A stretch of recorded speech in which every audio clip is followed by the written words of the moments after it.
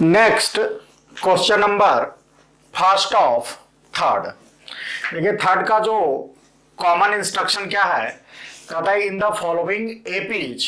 नीचे 1 2 3 4 क्वेश्चंस हैं, तो वो सभी के सभी जो सीरीज दिए हुए हैं वह एपीज में है। तो हमें करना क्या है, find the missing terms in the boxes. जो सीरीज में है उसमें कुछ बॉक्स दिए हैं, उस बॉक्स के स्थान पर यानी यह जो फिल इन द ब्लैंक्स है उस स्थान पर क्या वैल्यू आएगा ताकि यह सीरीज एपी में हो जाए, या सीरीज यदि एपी में है तो इसका वैल्यू क्या होगा। तो आइए इसका सॉल्यूशन देखते हैं।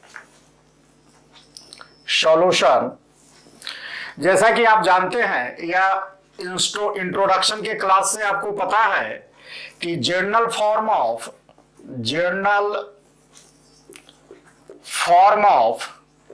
एपी का जर्नल फॉर्म क्या होता है, a plus d, a plus 2d, a plus 3d and so on. कहने का मतलब कि कोई भी सीरीज एपीज में होगा तो उसका पहला टर्म ए हो, दूसरा और कॉमन डिफरेंस डी हो तो दूसरा टर्म ए प्लस डी होगा, तीसरा टर्म ए प्लस 2d होगा, चौथा टर्म ए प्लस 3d होगा एंड सो ऑन। अब क्या करते हैं, यह एक जर्नल फॉर्म वाली सीरीज है और यह जो क्वेश्चन का दिया हुआ सीरीज है वह है। ये दोनों ही सीरीज को हम कंपेयर करते हैं। तो कंपेयर करने पर क्या मिलेगा, तो पहले नोट डाउन कर लेते हैं। ऑन कंपेयरिंग करने पर क्या है, यदि जर्नल फॉर्म का हम पहला टर्म लेते हैं तो जर्नल फॉर्म का पहला टर्म ए है, तो जो क्वेश्चन में सीरीज दिया हुआ है उसका पहला टर्म क्या है, 2 है। यानी ए जो है करस्पॉन्डिंग होगा किसके equal, first term of question में जो सीरीज दिया हुआ, यानी ए इक्वल टू 2। इसे हम मान लेते हैं इक्वेशन फर्स्ट। इसी तरह से आप चूंकि सेकंड टर्म को हम इक्वेट नहीं कर सकते हैं क्योंकि सेकंड टर्म का वैल्यू जो क्वेश्चन में सीरीज है उसमें नहीं दिया हुआ है और वही हमें पता करना है। तो अब हम थर्ड टर्म को जर्नल फॉर्म से इक्वेट करेंगे। तो थर्ड टर्म को, तो जर्नल फॉर्म जो एपीज का है उसमें थर्ड टर्म क्या है, ए प्लस 2d, और क्वेश्चन में जो सीरीज दिया हुआ है वहां पर थर्ड टर्म क्या है हमारा, पहला दूसरा तीसरा 26, यानी a plus 2d equal to 26। अब देखिए अभी अभी a बराबर क्या निकला है हमारा, 2। इस वैल्यू को यहां पुट करते हैं, 2 प्लस 2d इक्वल टू 26, यानी 2d इक्वल टू 24। 2 इधर जाकर क्या हो जाएगा, माइनस हो जाएगा, और d इक्वल टू क्या होगा, 24/2 यानी 12। d इक्वल टू क्या आएगा, 12। इसे हम मान लेते हैं इक्वेशन नंबर 2। अब देखिए चूंकि इंस्ट्रक्शन क्या था हमारा, मिसिंग टर्म्स को पता करना था। अब जो सीरीज में मिसिंग टर्म है हमारा, कौन सा टर्म मिसिंग है, तो सेकंड टर्म मिसिंग है। तो सेकंड टर्म मिसिंग है, इसलिए मिसिंग टर्म क्या है हमारा, सेकंड टर्म है। तो सेकंड टर्म आप देखिए जो मिसिंग टर्म है, सेकंड टर्म A2 मिसिंग है और यह सेकंड टर्म की जगह बॉक्स है आपका, और सेकंड टर्म जर्नल फॉर्म में क्या है, A प्लस डी।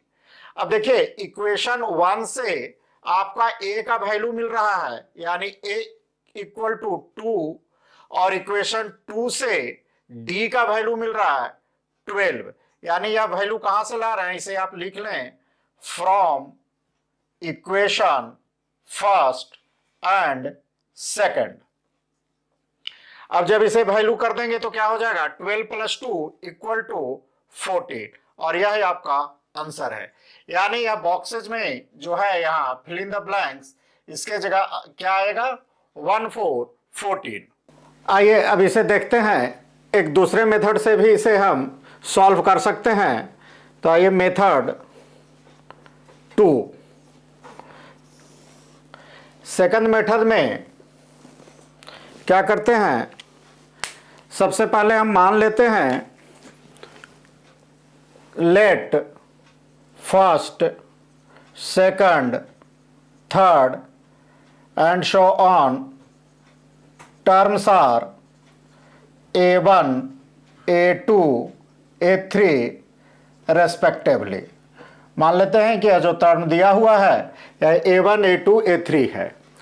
अब आइए इसे अगर हम कंपेयर करें तो जो पहला टर्म है A1 का वैल्यू क्या है, जो सीरीज दिया हुआ है क्वेश्चन में उसके अनुसार हमारा वैल्यू A1 फर्स्ट टर्म का क्या बनता है 2, और फर्स्ट टर्म को जनरली हम क्या से डिनोट करते हैं, A से डिनोट करते हैं।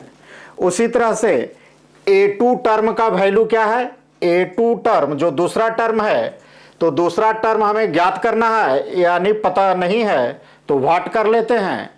और A3 टर्म क्या दिया हुआ है 26। और चूंकि हम जानते हैं, क्या जानते हैं कि we have that an term के लिए आप फॉर्मूला हम लोग जानते हैं an equal to a plus n minus 1 into d. अब आइए देखते हैं A3 टर्म के लिए, अगर A3 टर्म निकालें हम तो फर्स्ट टर्म, और फर्स्ट टर्म का वैल्यू क्या है हमारे पास 2 है प्लस n A3 कहने का मतलब कितना, तीसरा term 3 minus 1 into D, common difference हमें पता नहीं है डी, और A3 का वैल्यू कितना है तीसरे टर्म का 26, यानी 26 इक्वल टू 2 प्लस 3 में से 1 गया 2D। अब इसे हम क्या कर सकते हैं, अभी 2 को इधर करेंगे माइनस हो जाएगा 24 इक्वल टू 2D, इसलिए 2 से यह क्या हो जाएगा 12 बार में डिवाइड हो जाएगा, यानी D का वैल्यू क्या आ गया हमारा 24 आ गया, D का वैल्यू क्या आ गया 24 आ गया। अब हम चलते हैं, हमें क्या सा टर्म पता करना था A2 टर्म, तो सिमिलरली AN फॉर्मूले पर A2 टर्म का वैल्यू क्या होगा, सिमिलरली A2 टर्म के लिए क्या होगा A plus n minus 1 into D, और A2 टर्म हमें चूंकि पता करना है और ये फर्स्ट टर्म है, फर्स्ट टर्म का वैल्यू हमें 2 ज्ञात हो चुका है, और n चूंकि दूसरा टर्म है इसलिए वैल्यू 2 माइनस 1, और d का वैल्यू हमें d का वैल्यू 12 है, तो d का वैल्यू 12 हमें पता हो चुका है, यानी 2 प्लस 2 में से 1 जाएगा 1 मल्टीप्लाई 12 यानी 12, यानी A2 का वैल्यू 1414, यानी सेम आंसर इस तरह से भी आ सकता है।